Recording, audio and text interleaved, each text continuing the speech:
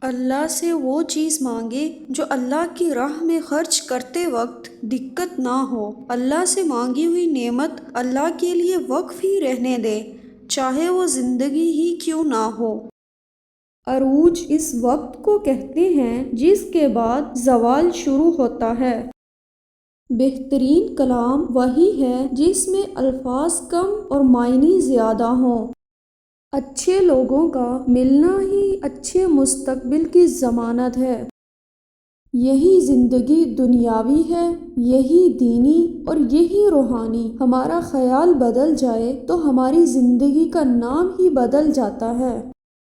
اگر آرزو ہی غلط ہو تو حسرت آرزو تکمیل آرزو سے بہت بہتر ہے۔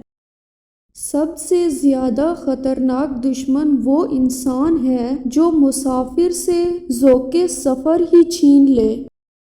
اگر چھت گرنے لگے تو بھاگ جاؤ اور اگر آسمان گرنے لگے تو ٹھہر جاؤ۔ انسان اپنی ملکیت کی ملکیت بن کے رہ گیا ہے۔ انسان اپنے آپ کو محفوظ کرتے کرتے غیر محفوظ ہو جاتا ہے۔ خطرہ انسان کے اپنے اندر ہے، سانس اندر سے اکھڑتی ہے۔ لطیف روحیں مجلس میں لطافت پیدا کرتی ہیں اور کثیف کثافت۔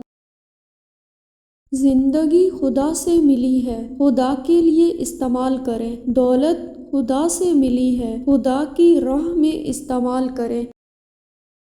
اگر سکون چاہتے ہو تو دوسروں کا سکون برباد نہ کرو۔ اگر اللہ سے معافی چاہتے ہو تو لوگوں کو معاف کر دو۔ اللہ کا احسان چاہتے ہو تو لوگوں پر احسان کرو۔ نجات چاہتے ہو تو سب کی نجات مانگو۔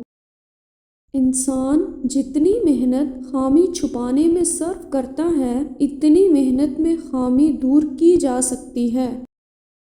خطرات کے باوجود زندگی وقت سے پہلے نہیں ختم ہو سکتی اور احتیاط کے باوجود زندگی وقت کے بعد قائم نہیں رہ سکتی۔ زندگی آمدن اور خرچ کے علاوہ بھی بہت کچھ ہے، اس میں چہرے بھی ہیں اور نگاہیں بھی۔ انسان کا ذوق سفر اس کا آدھا رہنما ہے، یا یوں کہ ذوق سفر نہ ہو تو رہنما کوئی نہیں۔ ویڈیو پسند آئے تو اسے شیئر کریں، لائک کریں اور چینل کو سبسکرائب کریں۔